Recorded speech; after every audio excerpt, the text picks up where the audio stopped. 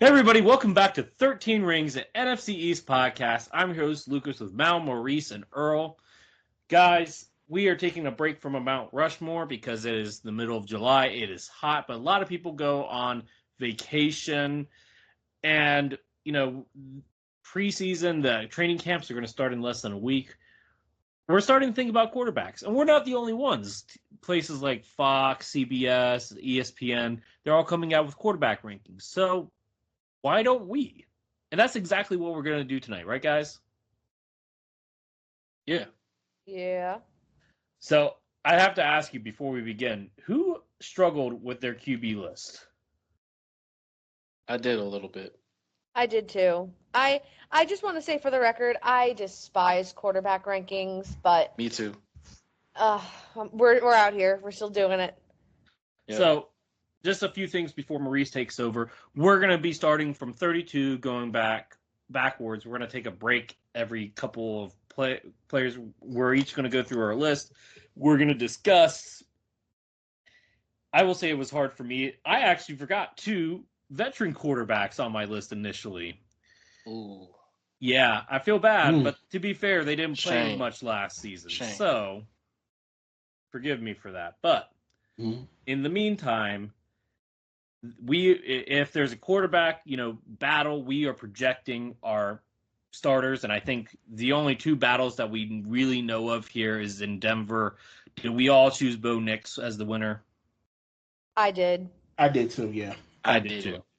Oh, okay, interesting. Wait, hold on. Okay, just before we clarify, we're not doing a double if it's a QB because we're just projecting to see who's the starter. Yes. Yeah, who's the starter? Yes. Okay, thanks for letting me know because I went above and beyond. I was like, have not done that yet. I got to fix, guys. I got to fix. Okay. And so, and then the other one is Wilson versus Fields. I think we all have Wilson starting, right? The season at least? Yes. Yeah. Yeah. Okay, cool. So, unless there's any other QB controversies, I don't really think so. I think we all have Gardner Minshew. Who did y'all have for Minnesota? I had JJ. Oh, I had Sam Darnold. Ooh, interesting. I had JJ. I had JJ as well. All right, so I'll adjust. No, you don't. No. That's yours. Keep it. Okay. Keep it. I'm standing on it. I'm standing on it. And then, the Las Vegas Raiders, we all have Gardner Minshew, right? Instead of I got Aiden O'Connell, and I still didn't own it. I have Gardner. I'm gonna go with Gardner just because he. Did y'all choose due to his mustache? Yes. Valid. Absolutely valid. It is a valid reason. No, it's not invalid. It's valid, sir. Yeah. Anyway, I think those are the only QB controversies we have. I think everybody else is set in stone here. So on that note, I'm going to hand it over. Oh, wait. Who did y'all have for the Patriots? Jacoby Brissett. That's I had May. I had May. I got May. Yeah, I got May as well. He's not starting the season, though. Okay. You never know. You know what? Okay, we're going to talk about it. We'll talk about it. But anyway, let's go ahead and get started. Maurice, this is yours. Go ahead and take it away. All right, so the first topic is quarterback list. And like Lucas said, everybody's putting out a QB list to start the season. Like I mentioned last week, some people are taking the cheese with some of the controversy. Taking the cheese? What? Yeah. Eating the cheese. Eating the cheese. Which means they're bringing up a conversation piece, and it's the same thing as always. Yeah, they constipated. What? But anyway, this is the quarterback list. Now, from Lucas's criteria, it's based off of last season with projection into this upcoming season, correct? That is how I did it. If you guys did it differently, that's fine, though. All right, that's the way I did it as well. All right, so Lucas, take it away. So we're going 32 through 21st, correct? Correct. Okay, so 32, I have Bo Nix. 31, J.J. McCarthy. 30, Will Levis. 29, Mal Don't Hate Me, Daniel Jones. Foul. 28, Bryce Young. 27, Jaden Daniels. 26, Caleb Williams. 25 Jacoby Brissett, 24 Deshaun Watson, 23 Gardner Minshew, 22 Russell Wilson, 21 Kyler Murray, and 20 Anthony Richardson. All right, so let's just start off with the one everyone's going to talk about. You have Daniel Jones at 28. 29. 29. So Yes. you think Daniel Jones is the fourth worst quarterback in the NFL? Starting quarterback. Maurice, let me just ask you a question. What have I been saying since the beginning of this podcast? What have I been saying since the beginning of this podcast? Hey, now you gotta fight for your quarterback now. He is biased as bias. What about y'all's list? We haven't even got. Let's get to y'all's list and then we can discuss this. But that's disrespectful, Lucas. We're already flaming Lucas. 29th quarterback. I said what I said and I stand on my business. 10 toes. Giants fans, 10 toes. me. 10 toes. I'm sure most of the Giants fans would agree with Maurice, you. Maurice, they're going to throw cheese at him. So, wait a minute. So you're saying Will Levis is better than Daniel Jones? No, Will Levis is behind Daniel Jones. I'm saying Bryce Young has the potential to be better than Daniel Jones this season. Yes. Are you sure? Repeat the first four you gave real quick. So the first four: Bo Nix is 32, J.J. McCarthy's 31, Will Levis is 30, Daniel Jones is 29, Bryce Young is 28. Hang on, Jaden Daniels is 27, Caleb Williams 26, Jacoby Brissett 25. Jacoby Brissett is not better than Daniel Jones. I think he is. When he is healthy, he is a better option than Daniel Jones. I will stand on my business. Oh my Lord! Wow, Maurice, all I can tell you when it's in real time, we will see. That's the best way to put it. That's the best way. We're projecting, but we really got to see it in real time. Giants fans, you heard it, man. Giants. Like fans. I said, get the cheese ready. Launch them at Lucas. We are not in Green Bay, Earl. We are not in Green Bay. Stop it. Oh, they're going to do it for you because you eat the cheese. I ain't eating no cheese. I mean, I have pizza, sir, but that's not the point. Oh. Anyway, let's get to y'all's list. Yeah, Stop slapping my list around. Let's get to y'all's list. All right, bet. Who's next, Maurice? All right, so I'm next, and we do have some things in common. I think me and Lucas agree. I have Bo Nix at 32, J.J. McCarthy at 31, Bryce Young at 30. I have Drake May starting over Jacoby Brissett, so I have him at 29. I have Jaden Daniels at 28. I have Will Levis at 27. Gardner Minshew, who I think will start for the Raiders, at 26. I have Daniel Jones at 25. I have Caleb Williams at 24. Russell Wilson, 22. Deshaun Watson, 22. Derek Carr, 21. And I think we both agree Anthony Richardson at 20. Okay. So any disparities? You said 22 twice, but besides that, no, you're good. I'm just giving you grief. Did you hold up? Do you have Deshaun Watson in the top 20? I said 22. Deshaun Watson. Ooh, okay. Well, that's fine. I don't really have much. Hold up. Did you have Caleb Williams in the bottom half here? 24. Okay. I don't think I have any complaint. I mean, like I said, I don't have Daniel Jones that high, but that's beating a dead horse at this point. All right. Who's next? All right. So Earl, go ahead. All right. Some things we had. Number 32, I had Bo Nix. 31, I had. Yeah. Look, I tried to make it as fair as possible with this list. I had 31, J.J. McCarthy. I had number 30, Aiden O'Connell. I had 29, Bryce Young. 28, Will Levis. 27, Drake May. 26, Daniel Jones. 25, Derek Carr. 24, Anthony Richardson.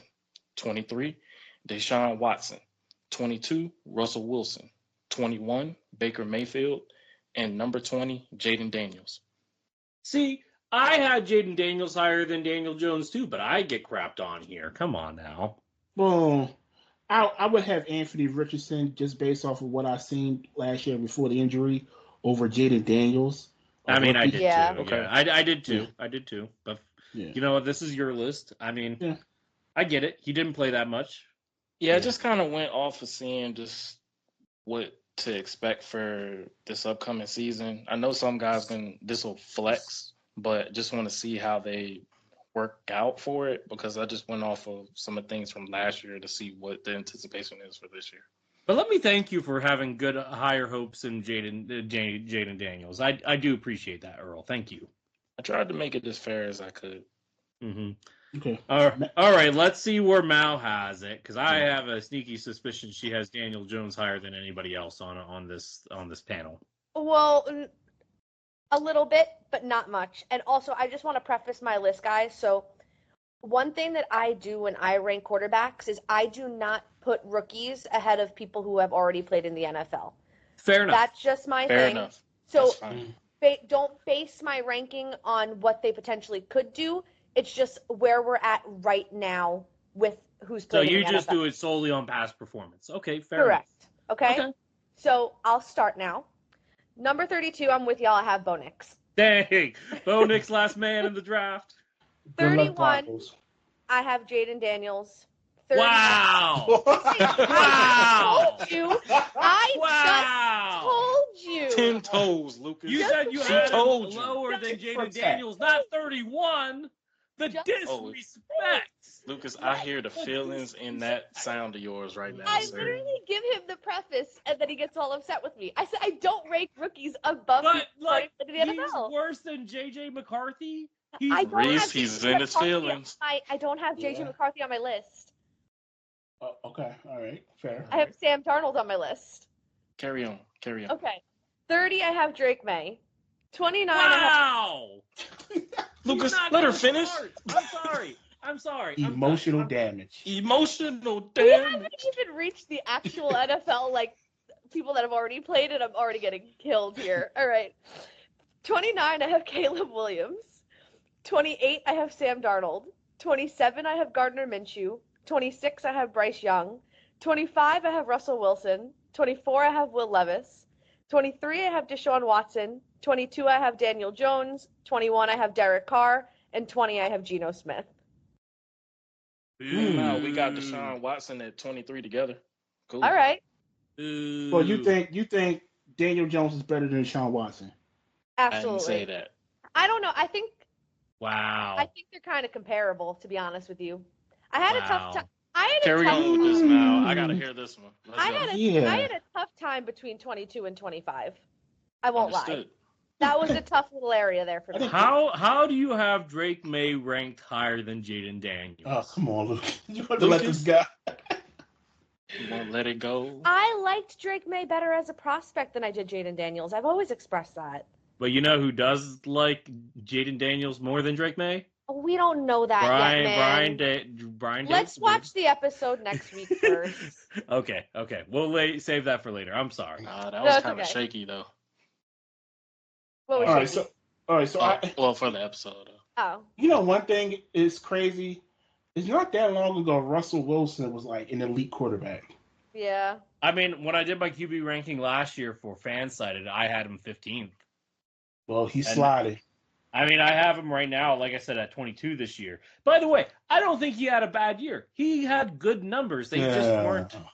They were good numbers. He had under 10 interceptions, had 28. He didn't have that much protection to be able to do too much. Yeah, I mean, Broncos had one of the worst offensive lines outside of, Washington and New York. And it really didn't help his case, especially when he left Seattle, because even at that point, he had a bad line there. So it was kind of like he went over to the Mile High State and none changed but the team colors and stuff. That was so an awful Pittsburgh actually has a decent offensive line. He should be okay. He do. It's better because it was at one point Pittsburgh had an abysmal line. Yeah, they drafted Zach Frazier this year, so they'll be better. Yeah, still, that's one player. It's 5 men on the line. He's going to be out at all. He's going to make at least one Pro Bowl in his career. Mark my words. Got to be consistent in the trenches. All right, back to the top. Lucas, you're up again. 20-10.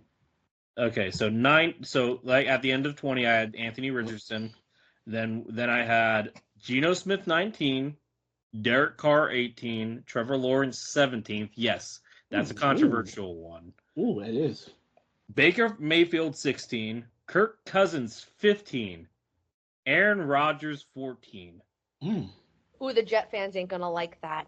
The Jet fans can kick rocks. Damn.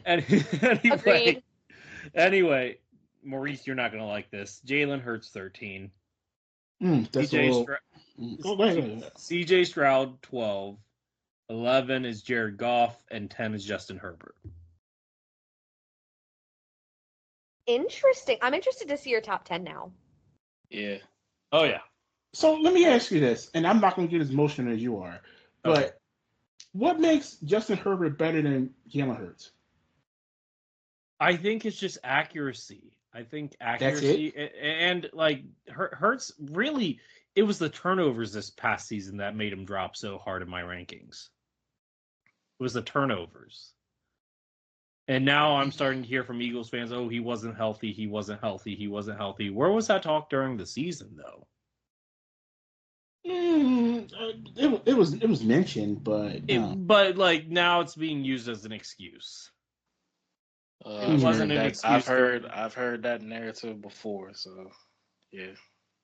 Like I said, he had 15 interceptions, and then like almost 10 fumbles, dude. And you were basing this off of this past season, right? I mean, like not just this past season, but projections for next season too. But so I would say Hurts was more heavy, and like I'm not a big Kellen Moore fan. If you listen to the pod, you know that. So I think he's going to struggle in Kellen Moore's system. But that's the funny thing about everything you just said. Kellen Moore was Justin Herbert's offensive coordinator. You saw how that went. Yeah, and Herbert was a top within the top 5 for me last year. So Justin Herbert passed for 3,100 yards, 20 touchdowns, 7 interceptions, with a passer rating of 93. Jalen Hurts passed for 3,800 yards, 23 touchdowns, 15 interceptions, with a passer rating of 89. So, and they were a better team winning-wise than it. I don't think the Chargers went to the playoffs last season. No, they did not. But Herbert is your 10th best player, quarterback. I think he's more accurate, and I think he's like I said, the turnovers for Hurts really hurt his ranking this year. Now, if I'm wrong, so be it. Okay, and I will eat crow on that. But right at this moment, that's where I have Hurts. Boy, you sound like an analyst on the 3-letter, 4-letter networks, but I'm gonna keep it to myself, sir. Why am I the only one being attacked for my list here? No, are you kidding? You just ripped me apart. I know. I'm kidding.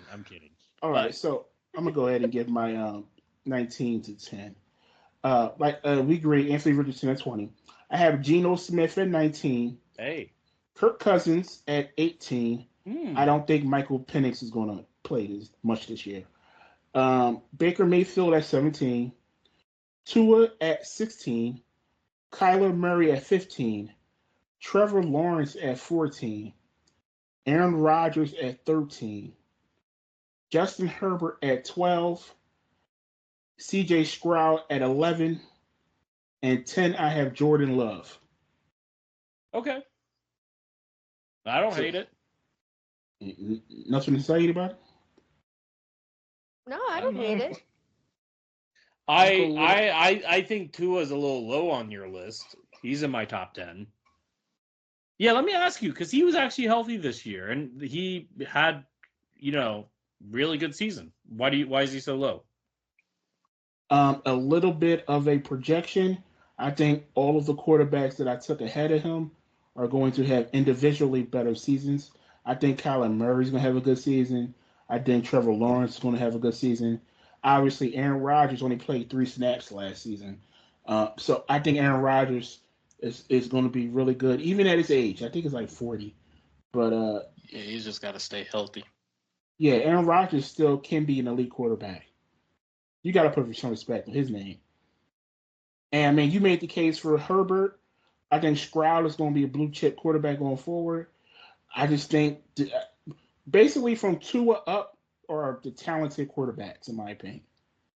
Is Tua a talented quarterback, in your opinion? I think he's very talented. Okay. I mean, from 16 to 1, you can build a franchise around it. All of them are franchise quarterbacks. Okay. All right, Earl. Alrighty. I'm going to start off with number 19. I have Caleb Williams. Number 18, I have Geno Smith. 17, I have Kyler Murray. 16, I have Matthew Stafford. 15, I have Kirk Cousins. All right, go ahead. Wow. Okay, keep on going.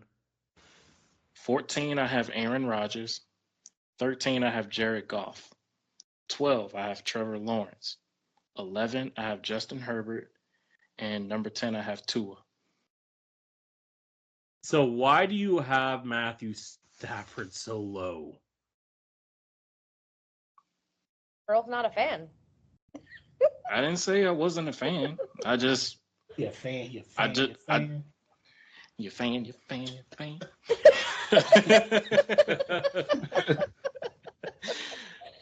No, I just kind of went, like, I tried to make mine as balanced as possible. I'm just going off of the trajectory on where I see each quarterback because I also know some of the pieces that they got in this draft and how the team is going to move. Now, I think Matthew Stafford, he's going to have a bounce back season, especially with them revamping, giving him some weapons, as well as having running back Blake Corum. And I think they're going to be more run base heavy. So it just depends on how I see them play this upcoming season.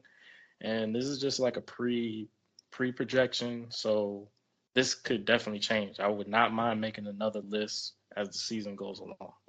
I think that Matthew Stafford, if you have Matthew Stafford when you go into the playoffs, you're in really good shape. And that's part of the reason how I did my top 10. He's a good quarterback. He's a good I know he's a good quarterback. I just, when you see my top 10, just see the determination. Like, okay. All right. Fair enough. All right. Mel. My turn? All right. Hopefully Lucas doesn't yell at me this time. I probably stay 10 toes on yours. I'm standing on business, guys. All right. Standing on business. With number 19, I have Baker Mayfield. Number 18, I have Kyler Murray. Number 17, I have Anthony Richardson. Number 16, I have Trevor Lawrence. Number 15, I have Kirk Cousins. Number 14, I have Tua Tagovailoa. Number 13, I have Aaron Rodgers. Number 12, I have Jared Goff. Number 11, I have Justin Herbert. And number 10, I have Matthew Stafford. I have no complaints. No complaints. All right. We move on. After you, Lucas. Top 10. 9. Let me restate 10. 10 is Justin Herbert. 9, Tua Tagovailoa. 8, Jordan Love. 7, Brock Purdy. 6, Matthew Stafford. By the way, I was very close to putting Matthew Stafford in the top 5, but I decided not to. You still on what you got. Go. 5, Dak Prescott. 4, Lamar Jackson. 3, Joe Burrow. 2, Josh Allen. And, of course, 1, Patrick Mahomes. By the way, I think all of our number 1s and 32s are going to be the exact same. Yeah, spoiler. Yeah, definitely. Yeah. But anyway, what do you guys think? Lamar Jackson at 4? Yeah, I don't like that. I bet you don't. I disagree. Mal's an undercover Ravens fan. Undercover. Is that really undercover at this point? No. I love the Ravens. But not even just like me being like a Lamar truther, because like, let's be real, I'm a Lamar truther. I don't take Lamar slander. I just don't see how you can see Joe Burrow being better than him. I just think that if you like Lamar Jackson can pass, like nobody's doubting that. He's a solid passer. But like compared to everybody else in the top 10, his arm talent is not the same to theirs. The reason that he is as good as he is because he's a dual threat quarterback. Not because of his arm talent. He can pass. I would say his passing skills is like between like a 10 to 15 quarterback. But the legs, the athleticism makes him a top 5. That is why I have him below Joe Burrow and Josh Allen. Doing a little projection, I think they have a new offensive coordinator. No, they have the same one. Oh, sorry. In Baltimore? Sorry. Yeah. Yeah. Okay. I'm sorry. It's the second year in the system, though. So Also, well, and Lamar's not going to run as much now because they have Derrick Henry. Yeah. I think Lamar Jackson is the second best quarterback in the league. Ooh. Same. Yeah. Okay. Well, go ahead. Tell us your list, sir. All right. So my 9-1 is 9. Well, let me start at 10. I had Jordan Love at 10. By the way, you had Jordan Love a little too high too. What, at 8? 2 spots higher than you have him? Come on now. Yeah, I think 10 was about the range from Jordan Love. I need to see more from Jordan Love. I just liked he had like a 4-game skid mid-season, but outside of that, he had a good beginning of the season, good end of the season, and played very good in the playoffs. Yeah, the same thing for Jordan Love and C.J. Stroud. I just need to see more of it. That's okay, it. fair. But they're talented though. Very talented. Yeah. 9, I have Jared Goff. 8th, I have Jalen Hurts. 7th, I have Brock Purdy. 6th, I have Matthew Stafford. 5, I have Joe Burrow. 4, I have Josh Allen. 3, I have Dak Prescott. Wow. 2, I have Lamar Odom, and number 1 is Mahomes. You said Lamar Odom. You mean Lamar Jackson? Lamar Jackson. The other day. I think I said the same thing on the phone with you the other day. Lamar You Odom. might have. That's funny though. That's from talking about NBA. So much Lamar Odom. Funny. Anyway, 2 Lamar Jackson, pardon me, and 1 Patrick Mahomes. So anything? You really do not like Josh Allen. Wow. I think he gets a little bit too much praise for the production. I agree. You agree, Earl? I agree. But I think Orlovsky, yeah, if y'all listen to him, I think some of his takes with Allen, even when people are speaking truth about Allen, the way that he tries to defend Allen is a bit far-fetched on what they try to do, where you just got to eat whatever people are saying, because if you're looking at his numbers and stats, yeah, he has a dynamic arm, but you also got to look that he pretty much leads the league in turnovers over the past years that he's been in the league.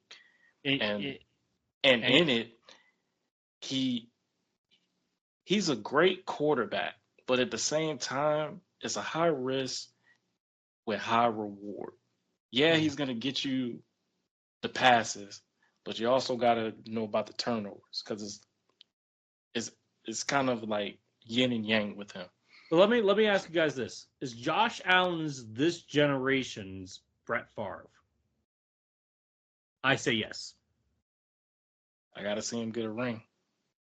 Fair enough. Well, but I'm talking about you're just talking about like his game style. Yeah, game style. Yeah, like high risk, high reward type guy. Yeah. Was Favre really that much of a turnover prone, fumbling the football? He has the league early on. He has the NFL record for interceptions, I think. I'm talking fumbles. Maybe not fumbles, but interceptions for sure. I mean, it's a turnover. So yeah, turnover, right? Yeah. So real quick. I think 1 and 2 I had set in stone. From 3, 4, 5, 6, it really came down to who would win a game? Who could win a football game for me? Okay.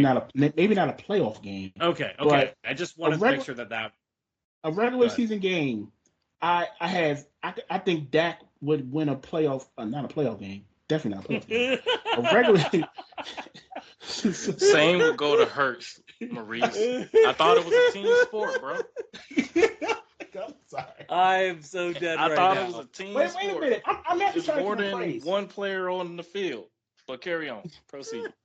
I'm giving him praise though. At the end of the day, Proceed. While low key throwing him under the bus. No, I see your ways, sir. I have him the 3rd best quarterback in the league. I think that's fine. I'll take that. I'm so dead. Yeah, so I just think Dak Prescott, out of Dak, Josh, Joe Burrow, and Matthew Stafford, in a 1-game setting, I would take Dak. That's why I had him 3rd. I'm so dead right now. Well, we can move on. Okay, who's up next? Earl. Yep. We'll see how this goes. I stand on this. 9, I have Brock Purdy. 8, I have Joe Burrow. 7, I have Jordan Love. 6, I have Jalen Hurts. 5, I have C.J. Stroud. 4, I have Josh Allen. Wow. 3, I have Lamar Jackson. 2, I have Dak Prescott. And 1, I got Patrick Mahomes. Wow. Earl loves his QB, man. So you think Dak is better than Lamar Jackson? I believe so. You Just got from what I Stroud saw pretty from high. I was about to say Stroud, dude. I could understand like top 8. I need to see more. That's all I'm saying. That's look, I said it was a projected for what's gonna Okay. happen this season. I see what is around him. They Yeah, put he a does team have. around CJ Stroud. They put a team around Hurts. They put a team around Josh Allen as well as Lamar Jackson. Dak, I've seen this man work with less and still get stat line after stat line. So I give him his flowers. And we know what Mahomes can do. Like last year, people got it twisted on what Dak Prescott did. They really didn't give him his flowers on the stats that he had, even without a run game. I mean, Now, he's, I mean, if you give Dak Prescott a run game, no doubt in my mind, his win total will increase more. But it's also a team sport where honestly, his defense let him down. His key players let him down. The coaches let him down. And I can say the teams besides Mahomes, in some way, shape, or form, the coaches and the players around him let the quarterback down. But even at the same time, I'm categorizing it as a team sport where I see what's around each team. And even if a player shines, even if they don't got the amount of guys that another team has, and he still balls out, I give him credit where it's due. And anyway, Dak after last season, I think if they would have won that Dolphins game, I think he would have bona fide won the MVP. And just for me personally, yeah, I give Lamar his credit to get the MVP, but Dak was more deserving of getting the MVP. And I stand on it. okay. Let me say this about Dak. Dak was a finalist for MVP. Not taking that away from him. He deserved it. But you're talking about Dak doing less with more. I mean, doing more with less, right? I've seen it. Okay. First off, you said he didn't have a run game, but like the run game, by the way, I don't think that what's his name? Tony Pollard was terrible for you guys last year. He still had what, like between like 700 and 900 yards, something around there. But like, he was coming off an ACL injury. But he still was able to produce for you guys and still had good yards per carry. So let's stop poo-pooing on Tony Pollard. And Wait. there's poo-pooing on Tony Pollard. Can I put in also one thing, Lucas? One thing. Yeah. So, CeeDee Lamb is arguably the best wide receiver in the league. Yes. What wide receiver did Lamar Jackson have that would have put him over the edge like Dak was? Mm. When I say the team around him, the team pretty much carried. Yeah, he got the numbers. If you look at Dak's numbers to Lamar's numbers, they're darn near identical. While Dak had some numbers that was a little better than Lamar's, but if you look at the win total, that pretty much categorized Jackson to get the MVP. I'm going off the stats from this past season. And I think Dak had a better stat line than Lamar Jackson. Maybe passing. If but you want Jackson me still has to all those pull up the rushing numbers, yards. I'm gonna pull up the numbers. I mean, but like Jackson still out of the rushing touchdowns and rushing yards too. And like going back to my point here, the running back room is worse this year. You are now without Michael Gallup, without a replacement. I don't see how Dak is going to do better than he did last year this year. Okay. You standing on that, Lucas? I have him number 5. I still think he's an elite quarterback. But the running back room is worse, whether you like to admit it or not. Ezekiel Elliott is a downgrade from Tony Pollard at this point, based off the stats from last year. Now, he could bounce back, and if he does, good for him. But you are without Michael Gallup, and you did not get a good replacement for him. Same thing with the offensive line. You have rookies taking place of some veteran guys. There's no guarantee those rookies will be ready year one. Okay.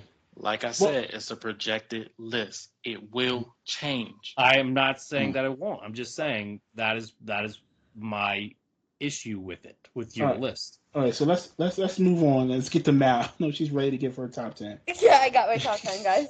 You can fight with me now. Okay. So I'll start with number 10. I had Matthew Stafford. Number 9, I had Jordan Love. Number 8, I had CJ Stroud. Number 7, I have Jalen Hurts. Number 6, I have Brock Purdy. Number 5, I have Dak Prescott. Number 4, I have Joe Burrow. Number 3, I have Josh Allen. Number 2, I have Lamar Jackson. And number 1, Patrick Mahomes. That's fair. No, I mean, like, I don't have Lamar that high, but okay, I understand that you don't like Josh. No, it's not that I dislike Josh. I think Josh is a great quarterback. I just think Lamar Jackson has a better shot to do better next year. I just don't think with Josh Allen's team, they haven't done well to fix what kind of went wrong around him. Okay, that's fair. That's fair. That's fair. And Josh Allen, I mean, let's remind ourselves, they lost Stephon Diggs. Yeah, and a lot of their line. They don't have like a really good receiver. Yeah. Unless Keon Coleman Curtis Samuel, and a bunch Marquez Valdez-Scantling, Chase Claypool. Like that's not a really good receiving core. No. That's all fair points. I did not consider that when I was thinking about Josh Allen. Fair enough. Yeah, so that's my list. All right. Maurice, you want us to state our whole list from 32 to 31 one more time, or do you want to just move on? Yes, we can summarize. Everybody can just run down their list real quick. That'll be good. All right. Who do you want to go first? You go first. You're in order. Go ahead. All right. So just to summarize my list again, guys. 32, Bo Nix. 31, J.J. McCarthy. 30, Will Levis. 29, Daniel Jones. 28, Bryce Young. 27, Jaden Daniels. 26, Caleb Williams. 25, Jacoby Brissett. 24, Deshaun Watson. 23, Gardner Minshew. 22, Russell Wilson. 21, Kyler Murray. 20, Anthony Richardson. 19, Geno Smith. 18, Derek Carr. 17, Trevor Lawrence. 16, Baker Mayfield. 15, Kirk Cousins. 14, Aaron Rodgers. 13, Jalen Hurts. 12, C.J. Stroud. 11, Jared Goff. 10, Justin Herbert. 9, Tua Tagovailoa. 8, Jordan Love. 7, Brock Purdy. 6, Matthew Stafford. 5, Dak Prescott. 4, Lamar Jackson. 3, Joe Burrow. 2, Josh Allen. 1, Pat Mahomes. All right, and I have, going from 32, Bo Nix. 31, J.J. McCarthy. 30, Bryce Young. 29, Drake May. 28, Jaden Daniels. 27, Will Levis. 26, Gardner Minshew. 25, Daniel Jones. 24, Caleb Williams. 23, Russell Wilson. 22, Deshaun Watson. 21, Derek Carr. 20, Anthony Richardson. 19, Geno Smith. 18, Kirk Cousins. 17, Baker Mayfield. 16, Tua Tagovailoa. 15, Kyler Murray. 14, Trevor Lawrence. 13, Aaron Rodgers. 12, Justin Herbert. 11, C.J. Stroud. 10, Jordan Love. 9, Jared Goff. 8, Jalen Hurts. 7, Brock Purdy. 6, Matthew Stafford. 5, Joe Burrow. 4, Josh Allen. 3, Dak Prescott. 2, Lamar Jackson. And 1, Patrick Mahomes. My list: 32, Bo Nix. 31, J.J. McCarthy. 30, Aiden O'Connell. 29, Bryce Young. 28, Will Levis. 27, Drake May. 26, Daniel Jones. 25, Derek Carr. 24, Anthony Richardson. 23, Deshaun Watson. 22, Russell Wilson. 21, Baker Mayfield. 20, Jaden Daniels. 19, Caleb Williams. 18, Geno Smith. 17, Kyler Murray. 16, Matthew Stafford. 15, Kirk Cousins. 14, Aaron Rodgers. 13, Jared Goff. 12, Trevor Lawrence. 11, Justin Herbert. 10, Tua Tagovailoa. 9, Brock Purdy. 8, Joe Burrow. 7, Jordan Love. 6, Jalen Hurts. 5, C.J. Stroud. 4, Josh Allen. 3, Lamar Jackson. 2, Dak Prescott. 1, Pat Mahomes.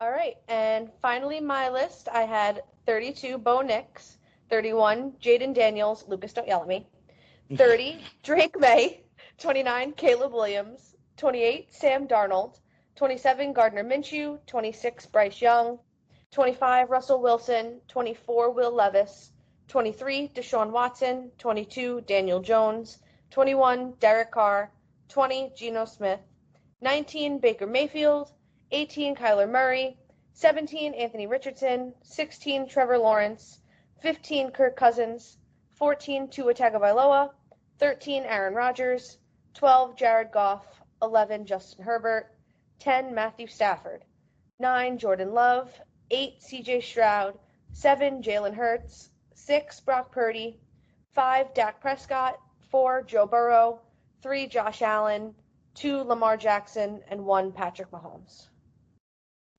I wasn't going to yell. I was being respectful. I just How dare you question my professionalism, ma'am? How dare you? Hey, listen, it's all in good fun. I know. We're chilling, you know. Mm. And you know that'll change once I see them play. Of course. Because we know we're. I'm not gonna say it. Nope, not gonna say it. I'm gonna be nice. I'm gonna be nice. Leave Daniel Jones alone. Mal. Daniel Jones. What have I been saying since the beginning of this pod? Daniel Jones is like my my personal punching bag. He's my quarterback, and I'm obligated to defend him. Obligation. It only comes in love and duty. Okay. Hey, Lucas. Yeah, this is one of those situations. Lucas, you keep that same energy when Becca gets on here. Yo, for real, you. Bring it on, Becca. We haven't seen you in a while. Where are you at? Defend Keep your that man. same energy, Maurice says. Like, that's a problem. I will keep the same energy for Daniel Jones any day of the week. Him looking, he got made into a meme this offseason with them weird eyes. Yeah, he's got to tone down the staring a little bit. Makes him look a little weird. Little is an understatement. Okay. Like, just relax your eyes, Daniel. It's okay, buddy. But let's move on, guys. He's still like freaking out, worried that they were going to pick a quarterback.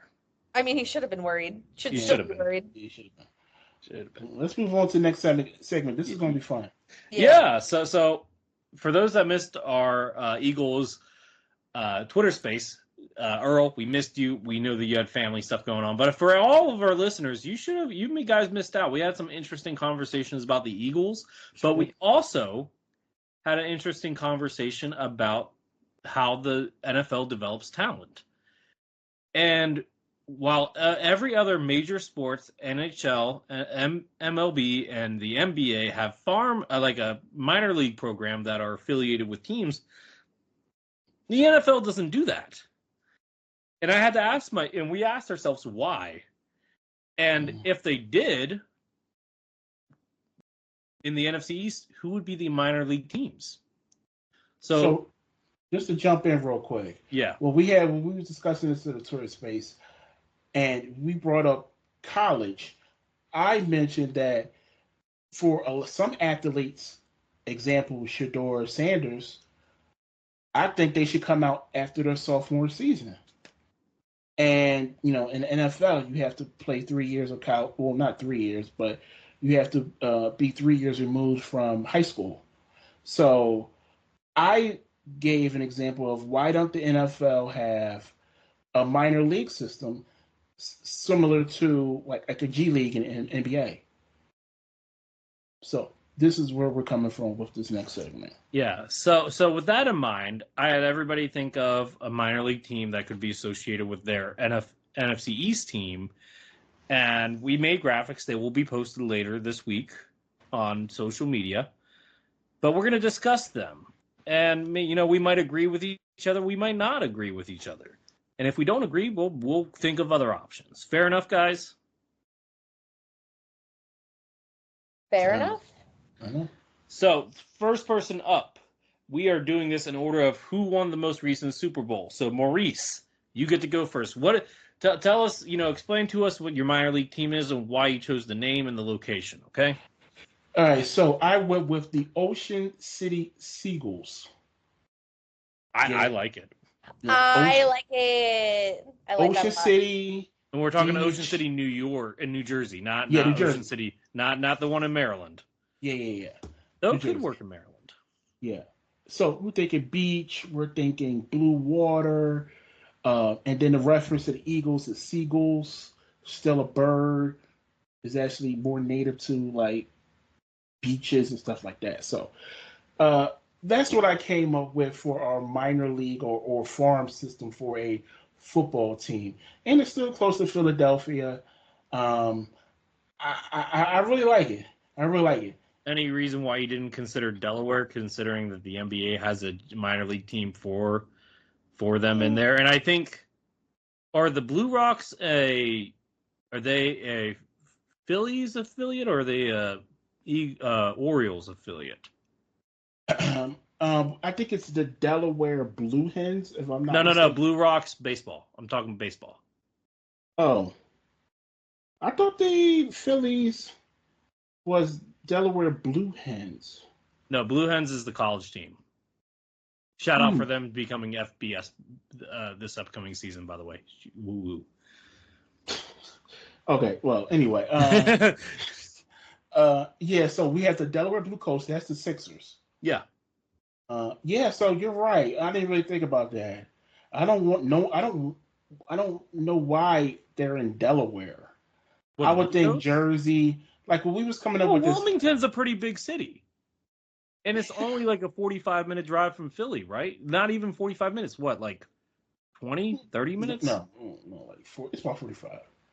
40, 45, whatever. Yeah, I think Ocean City, New Jersey is about like an hour. But, I mean, at the end of the day, would you rather play football at Delaware, Wilmington, or Ocean City? I mean, look, Delaware loves their football. That's all I'm going to say. And outside of Ray Rice, in terms of like collegiate or minor league talking, what good football has come out of New Jersey? Jeez. You're know going what? after everybody today. I am feeling very targeted today, and I'm just sitting here. You are the New York Giants, right?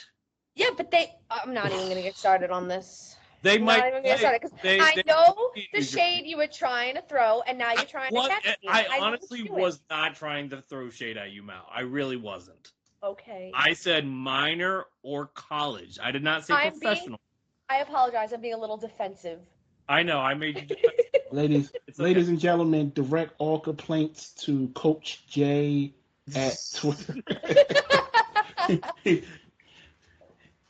I'm like Rick James in that Dave Chappelle skit. Give me all the hate. Give it to me, baby. All right. So who's next? Now.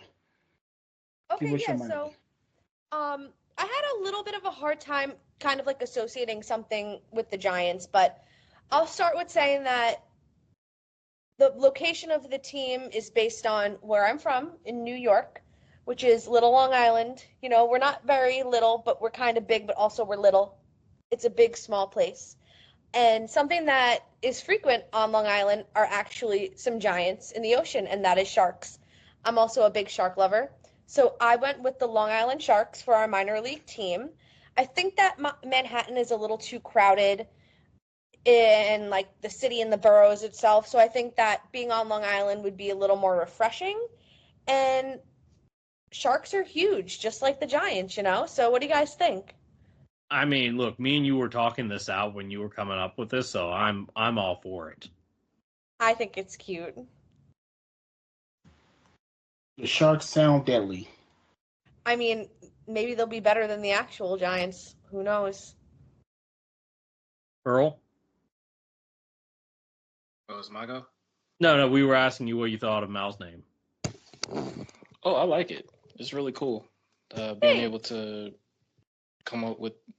My question is, what's your team colors? Ooh.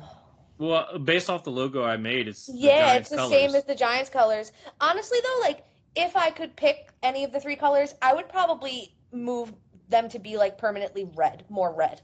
You wanted more. I mean, Okay. I can change the logo if you want. What did you No, want? no, no. The logo's fine. I Yeah. just think that them being red would be cool.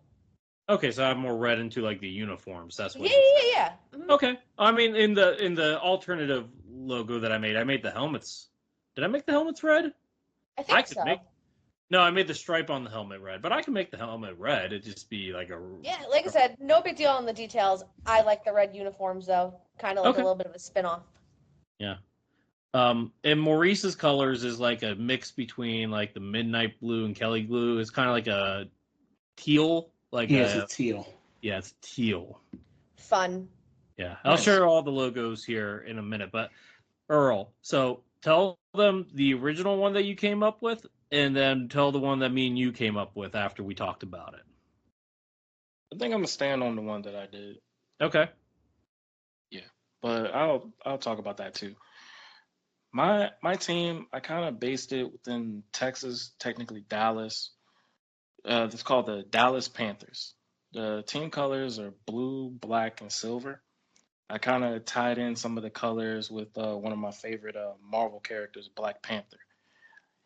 Texas and Dallas in general is a big, like, really have a big rep of having football teams in the area. Like, top talent comes from the high schools and so on, where I just kind of touched base on creating this team of the Dallas Panthers, just kind of symbolizing another school back in the heyday, the Permian High School Panthers in Odessa, Texas, where if y'all probably remember the movie Friday Night Lights. Yeah. Okay. Yeah, just Oh. I never thought about that. Okay. Okay. and where I wanted to, I know how talented certain players are, and I want them to have a team that they feel like kings, kind of like Marvel's Black Panther. And for it, I wanted to have a team in Dallas where even if Jerry Jones doesn't co-sign this, wanted them to have the representation to appreciate the talents around them, for them to play as a team, work as a team, and also look out for one another as a team, as a family. So this is kind of like a big minor team in the area of Texas where it's pretty popular. So that's where I went with the Dallas Panthers. So it's a lot of strength and being unite and power and strength. That's where you're coming from, right? Yes. I See, like now that. I thought you were just fanboying after Black Panther. I'm not gonna lie. When you first told me, Don't I'm judge a not. book by the cover. Fair enough. I did not know about that about the Friday Night Lights team. That's fair. That's valid. I'll be honest. It was very hard to make this logo, and you said purple in the logo too. Did you still want to I include it? said, yeah, yeah. It was blue, purple, and black. Well, I said it For was it silver was too? four colors, right? Because I wanted to try to at least have just a common balance of having like primaries and secondaries, where just kind of making sure the colors like pop, but also show the detailing into it. So it was Okay. black, blue, purple, and silver. Okay. Now, I will say I was not when I first heard it.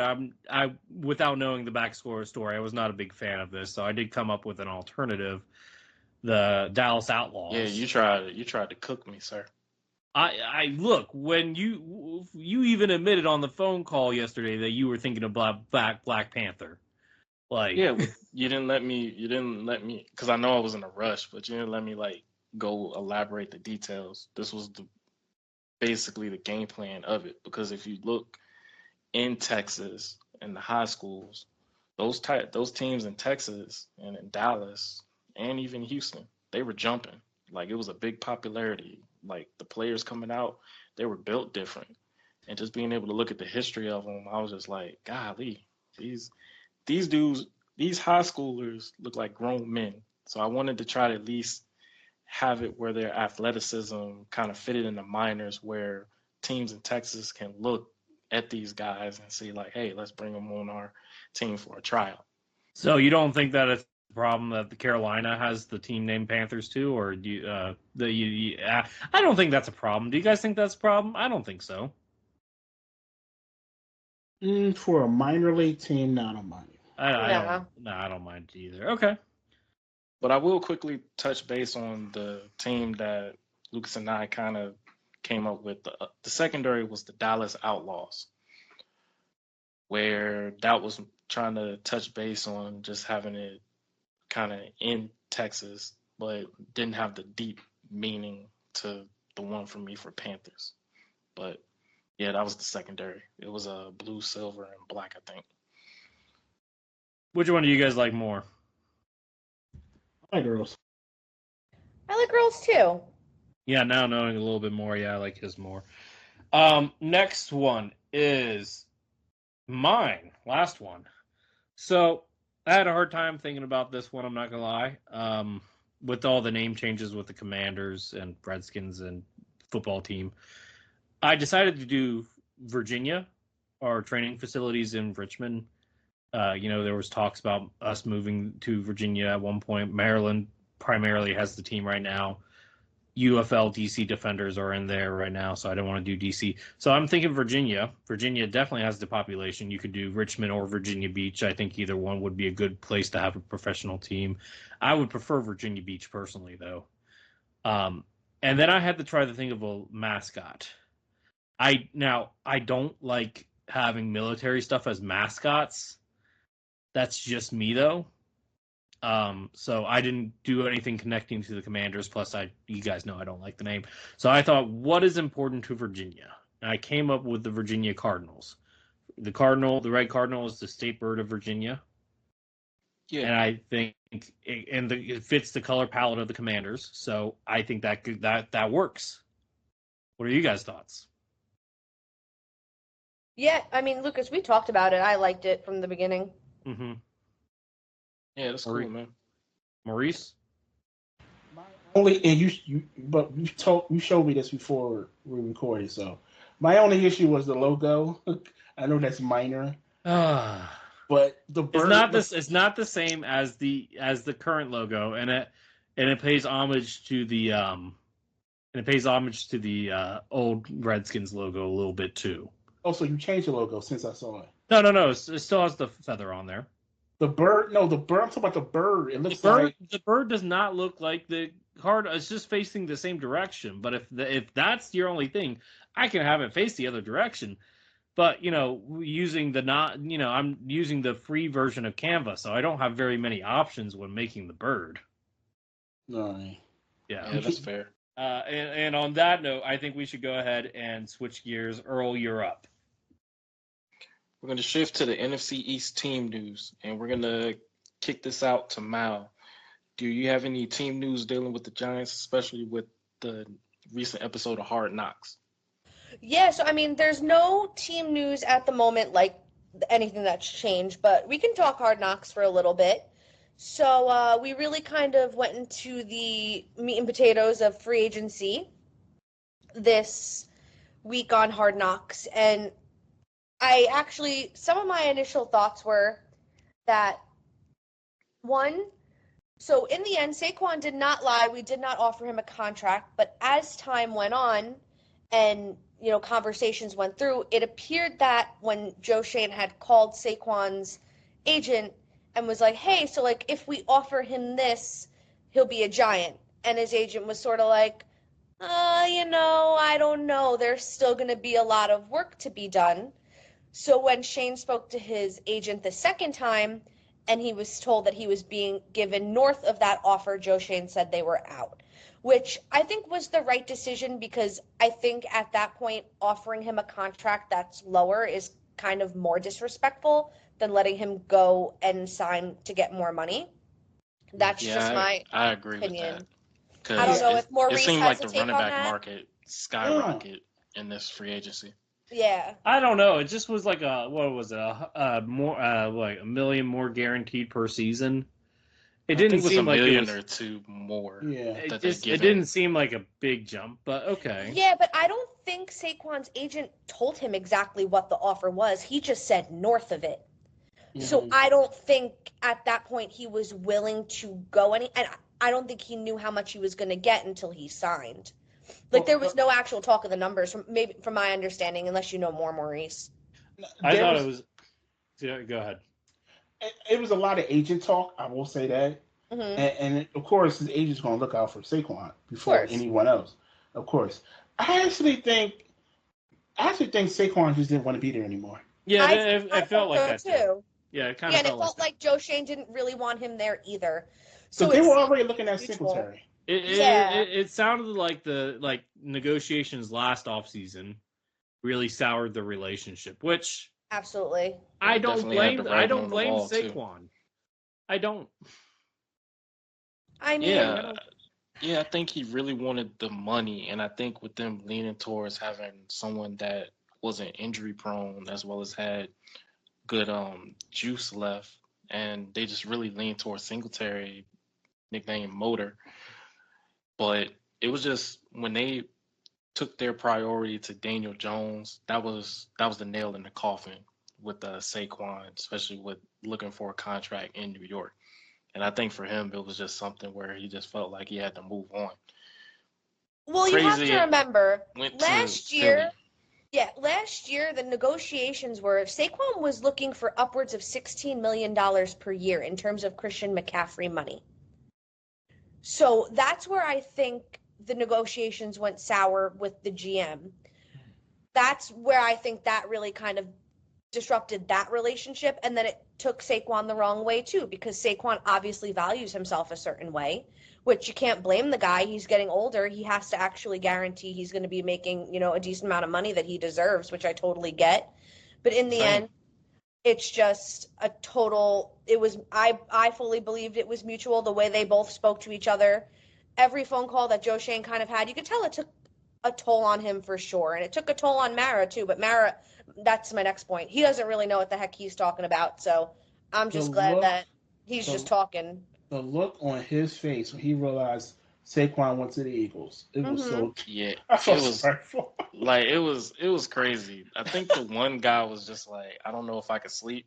Someone that was Joe Mara. Oh, that was him. Yeah. Someone get him a Tempur-Pedic because with that I was just like, ooh. Them nights were. Yeah, he's more so worried about the popularity of the player because he wants to make money. He owns the team, obviously. So that's really what he cares about in the end. But, in the end, business is business. It's tough in the NFL. But I'm glad we finally got closure on it and we can move on. So, and y'all were able to sign some guys as well while still being able to trade for Brian Burns. Yeah. Yeah, we definitely got some offensive line pieces, which is what we really needed. You guys were looking at 3 linemen. Yeah, we were. But Runyon wanted a little. I don't remember the team they said that was interested in him. I think it was the Cardinals. They paid more for him. The Jets, yeah. Oh, the Jets. Yeah, we outbid the Jets. And they were looking at the same people the Giants were. Yeah, by the way, Kent, where did he end up going? I missed that part. Who? Wait, who? The third guy that they didn't sign. Hunt, yeah. I thought he went to the Cardinals. He might have. Anyway. Yeah, I think so. They got 2 out of the 3, which was what they were hoping for. Right. And they got Singletary. So it was just really cool to see their process throughout free agency and how they were kind of tackling the numbers and addressing the needs they could financially. And I'm looking forward to the draft episodes coming up. I'm the most excited for that one, especially next week, Lucas, because we'll see if we wanted to trade up for your guy. Yeah. They definitely teased that because it sounded like Dable wanted him in a second. Yeah, I mean, and I hate how unrelated real quick, I hate how they do these trailers with because we got the bait last week of Joe Shane offering Saquon something and then it wound up being nothing. I hate this bait, but I know why they do it. They want you to rewatch every week. So, but any other thoughts that you guys have on Hard Knocks before we move on to Maurice? I think with how Dable was talking to Shane, I think that was something that you could just tell just by his aura, where it was him just explaining having the same quarterbacks from last season, and Shane was like, yeah, basically, hopefully, and stuff. It was just, I think Dable was just really just trying to get the quarterback he wants. Yeah, he was really disappointed. It seemed like he was really disappointed that Tyrod didn't come back. Yeah, he went to the ops. He went to the Jets. So The Jets paid him a lot of money. I think, what did they say, like $18 million? No. I think they gave him like 12 million, but I think they had a 12 million cap. on 2 years. I Yeah, think. they gave him a cap of 10 million per year. That's wild. Yeah, I'm cool with having Drew Lock for half the price. We got other issues. Yeah. And I besides the Tyrod Taylor piece, and obviously, like, did they actually want Jaden Daniels? It's I always love seeing the process behind behind like free agency and that type of stuff, and like how you play the game. That was cool. It seemed like Dable did not like to be in the office if he didn't have to. Like he didn't. He's just like he's in there giving his opinion, but like, did he? He was just kind of like, "Can I go now? Can I go now?" Like that was the vibe I was getting from Dable. But Yeah, no, I think he just wanted to just kind of focus on what he needs to do to get the guys ready while Shane and the other people dealing with the crunching the numbers, they really wanted them to handle it. And I can understand Dable in that situation. But I just think him just getting some of the guys he wants, I think it's something that really probably change his tone. Yeah. Also, Dable is the one that has to break the news to the guys about who's leaving and whatnot. So. Yep. Mm-hmm. You know what I've also found interesting? It was that it didn't seem like they were really actively trying. Like you didn't see any of the interactions with Shane and Xavier McKinney's agent at all. I know they really didn't talk about they just that kind much. of brushed through that. I just don't think there were many. I mean, I think what we didn't know, I think McKinney kind of knew he was leaving, and I don't think Shane was ever going to pay him what Green Bay was going to pay, what Green Bay paid him. McKinney got a bag from Green Bay. Yeah. Yeah, I don't think the Giants could have gotten him the bag, especially with them trying to go after Burns, but also try to get some other needs as well. Yeah. I didn't think they didn't do bad with the signings they have. It was just some things that they probably wanted to try to go put all their chips in.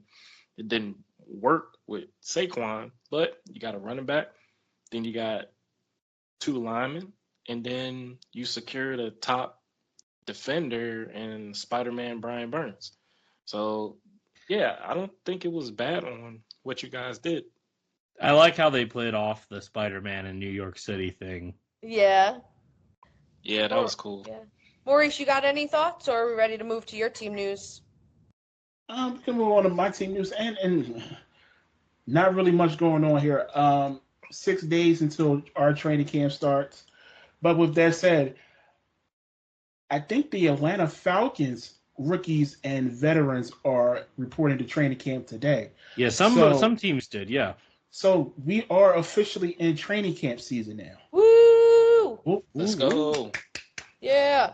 Let's so go. Next week we can have a little bit more talk about training camp and see where the depth chart lies going into at least the first preseason game. So we're not that far away, guys. I mean, you guys get to talk about it. What do you mean? When are your training camps start? Dude, I'm going to be on vacation. Oh, that's right. Lucas will not be with us next week. Sad. Might or might not have a special guest. Stay tuned. Yes. But yeah, anyway, Commanders. Wait, I didn't get my news, good buddy. Oh, yes, go ahead, sir. Sorry. I really didn't have much news. It's about 6 days for training camp. I did get a source dealing with Dallas trying out some players for their team, probably just some camp bodies. I'm hearing names of Michael Thomas and Justin Simmons. So just got to see how that'll work. And, yeah, just gearing up for training camp. Lucas, your turn. Well, hopefully this is just the start of a process, guys. But Brandon Ayuk has officially asked for a trade from the 49ers, which I know technically. Look, I mean, yes, and he wants to be a Commander. Will it happen? Probably not. But could it happen? Yes. And does that make me happy? Absolutely. I am all with for all that it. fabrication, sir. You're all for it? I am all for it because it makes the 49ers not as good. Oh, okay. Dead. And I mean, they I mean, the Commanders traded Chase Young to the Niners, so it's like kind of would be a reverse situation. But I don't know. I think it would assure that you would have a number one and a number two at receiver with McLaurin and Ayuk. But that also puts a lot of pressure on Dotson, especially with having McCaffrey there as well. That could be threatening wide receiver 3 if that's something that they're looking at. I'm just speaking in fabricated, Lucas. Oh, I got you. If it happens. If it happens. But if not, you got to move on. If Jaden Daniels is your franchise quarterback, you give as much help as you possibly can. Right. And No giving him. excuses. Let me ask you guys this: if we get Brandon Ayuk, how many wins does that add to this current team? 2. I'm serious. No, I know. It was just the way you said it. Hold on, Maurice. I'm going to go 2 wins as well with a tie. Now you're just being disrespectful. So let me ask you a question, Lucas. Yeah. Would you give up 2 first-round picks for Ayuk? No. I'd give either 2 seconds or a first and a fifth, or first and a fourth. But you also got to pay Ayuk as well.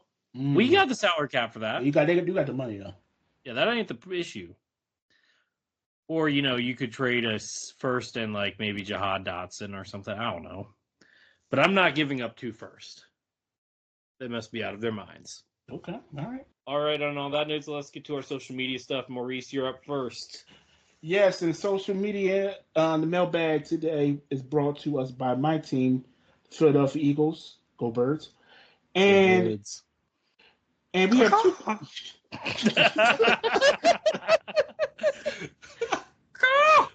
It's been a while. We have 2 questions, and the first question is, going back to Hard Knocks, will Eagles fans regret paying Saquon all that money? Like we just discussed. Who is that? Anybody want to say anything? No. No. She's asking who asked that. Who is that? Who is it? Was it Eagle fan? I know who it was. Yeah. Anybody want to say anything?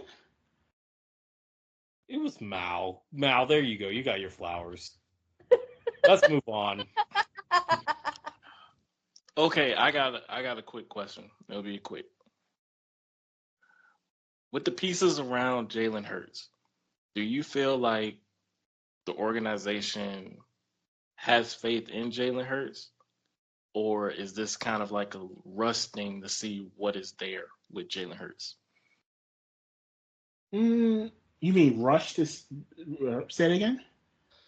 Well, being able to see the pieces around him right now, do you think that they have faith in Jalen Hurts, or they're just rushing to see what he can do starting this season, or just pretty much just scrapping it and trying with someone else? No. They pay him too much money to just scrap it. And I believe in Jalen Hurts. I think he's a really talented quarterback. I had him on my top 10 quarterback list. No, I think a lot of it has to do with the coordinator last season. And I think he did have a down season. Don't get me wrong. I'm not making excuses for him. I think they're locked in with Jalen Hurts for years to come. And not just contractually. I think they do have faith in him. Okay. What was the other question posted there? If the Eagles don't make it to the divisional round this year, do you think Nick Sirianni is truly on the hot seat? Well, I already said that last year. I mean, at the beginning of the offseason, I said he's definitely on the hot seat, and it wouldn't have bothered me if he was let go after last season.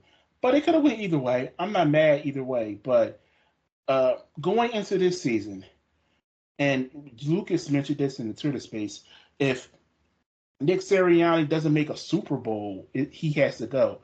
I'm not going to put that on him.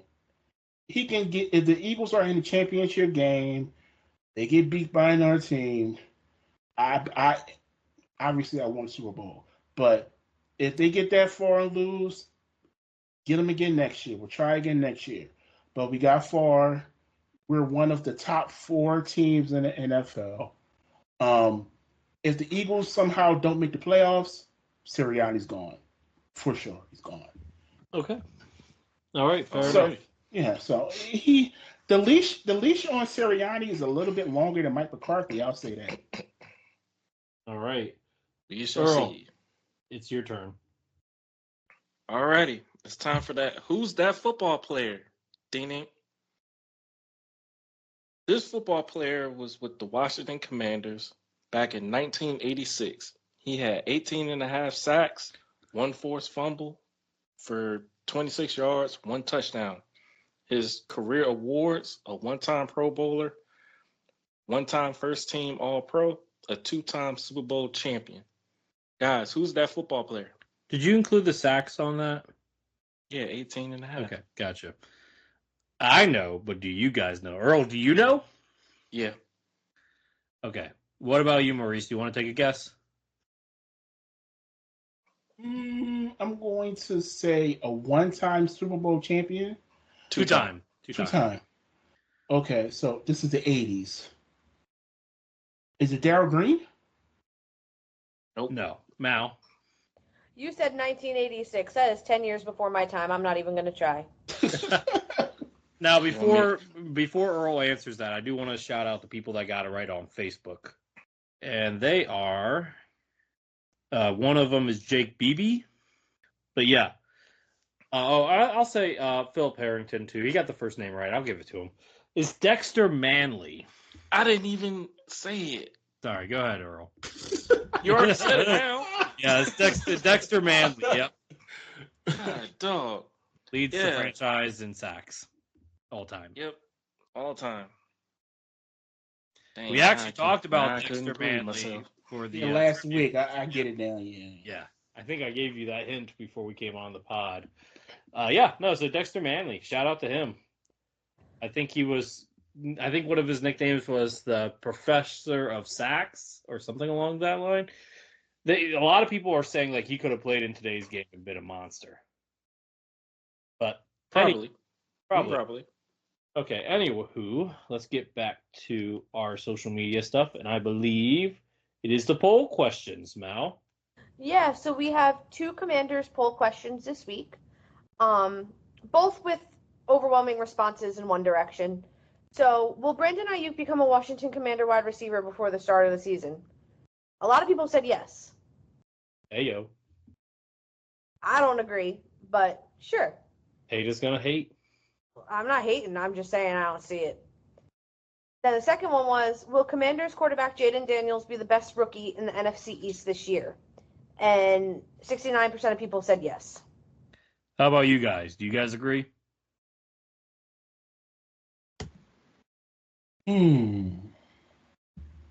Well, I think he has the most of an opportunity. Yeah. Him and Neighbors. That's depending on who's throwing Neighbors the ball. Assuming that, Daniel Jones can stay healthy. And we got to see if Daniels can stay protected by his line. That's also fair. And that goes for Jaden Daniels, too. That's what he was just saying, yeah. Yeah, that's what I was saying. Yeah, so, I mean, it's going to come down to opportunity and time. Are you positive that Jaden Daniels is going to start week 1? Yes. Why do you keep on asking me that? I don't know. Maurice, you know his stance. Remember from a week ago with the. I'll say this: if Marcus Mariota starts week 1, it's a big problem. You want to bet on it? I was going to actually troll Lucas and put Marcus Mariota on my QB ranking. I would have. And I decided mine. But Maurice, do you feel confident enough to bet that Jaden Daniels will not? No. Why are you trying to bet somebody, Lucas? No. It was a valid bet. I'll bet on it. But I actually think Jaden Daniels will start week 1. I'm just saying though, if things go wrong in training camp, injuries they would have to go majorly wrong. Yeah. They would have to go majorly wrong. Yeah. Like the rookies that probably won't be starting, like for sure, Michael Penix is not starting. No. There's a good chance that Drake May is not starting. JJ, there's probably a 50-50 shot at that one. Bo's probably going to start. Yeah, I mean, why not? I mean, your other options are Zach Wilson, Jarrett Stidham. Nah. Yeah, Bo Nix is starting. Yeah. Yeah. Yeah. So anyway, yeah, that's fair. Time for team trivia. This was, I found this actually kind of interesting when I was doing research for this one because I did not realize that there was only one head coach in Dallas Cowboys history that had a losing record out of the 9 that have coached for Dallas. Yep, that's right. So I think Earl knows the answer to this one, but let me ask you guys this. Who's the one head coach in Dallas Cowboys history with a losing record? I know this, I think. Go ahead, Mal. Go ahead, Mal. Dave Campo? Maurice? That's a good one. Who was the coach? Who was the coach after Parcells? After Earl? Parcells, that was Phillips? Wade Phillips. Phillips. Wade Phillips is my answer. Okay. I will, before I say the answer, and I'll let Earl say the answer this time, because I'm pretty sure Earl has it. Yeah, this one was a no-brainer. I remember Shout out these to seasons. Abel Garza and Jim Cope on Facebook for getting this right. Salute. Earl, who is it? As Miles said, Dave Campo. It was during the 2000 to 2002 season. I was 9-11. This dude's record, I really believe he should have never been the head coach. His record is 15-33. Yep. He's the only coach in Cowboys history to finish with losing records in 3 straight seasons. It was abysmal. That's why we got Parcells. Yeah. Now, what I found interesting also researching this, I won't use this as a trivia question in the future, but did you guys know that Jason Garrett was the second longest tenured coach in Cowboys history? I can agree. He should have stopped at 6. That's a good little tidbit right there. Yeah, I thought it was a good little nugget. Yeah, Jason Garrett of all guys. I was like, really? Yeah. Okay. Yeah, I think at the point when he took over, he took over halfway through the season for Wade. Yep. And the team responded by him. But at that point in time, I think the Joneses really didn't look for a quarterback. Well, look for a coach because they look within their own. They don't want anybody that can overstep them. And, well, that's kind of the problem with everything. I mean, Garrett was a backup quarterback for them at first. That's why I really thought I was really surprised when you guys fired Kellen Moore because I thought Kellen Moore was going to be the next guy out, kind of like how Garrett was. And I just think Kellen Moore was, I mean, he's still a youngster and there's room for growth with him, but it's just some things he's got to learn, especially with just revamping just the things of option routes. I think that was just a big turnoff for me, where I think he's creative in the offensive scheme. It's just some things it's overcomplicated. So, but best of luck to him with the Eagles. He's y'all headache now, and it's just, yeah. Dave Campo, he was by far the worst coach Dallas has ever had, and yeah, it was bad. It's the worst thing I've ever seen. Well, actually, it was just, as growing up and just seeing that 3 straight years, I was just ready for something new. And I'm a kid just thinking this, and I'm just like, so let me ask you this. Let me ask you this. If Quincy Carter didn't have Dave Campo as his coach, do you think Quincy Carter could have worked out? Oh, yeah. Okay. I believe he would have had a better career, but it was just some of the things he was just battling. Yeah. Fair enough. All right. Well, we are at the end of the pod. This was a little bit of a longer one because of the special stuff that we did tonight. All right. Thank you guys so much for listening tonight. Remember that we do have our general NFL space this Sunday, so please hop on and listen. That'll be on Twitter or X. Keep an eye out for the time. Time is to be determined. Next week's episode, we will be doing the Dallas Cowboys quarterback Mount Rushmore, so please make sure that you are ready for that one. Make sure you subscribe to us on Amazon Music, iHeartRadio, Spotify, and Apple Music at 13 Rings NFC East Podcasts. Follow us on our social media accounts, Facebook, Twitter, Instagram, and Threads at 13 Rings and NFC East Podcast. And make sure you subscribe to us on YouTube, 13 Rings and NFC East Podcast. Y'all have a great night. See ya. Have a good day.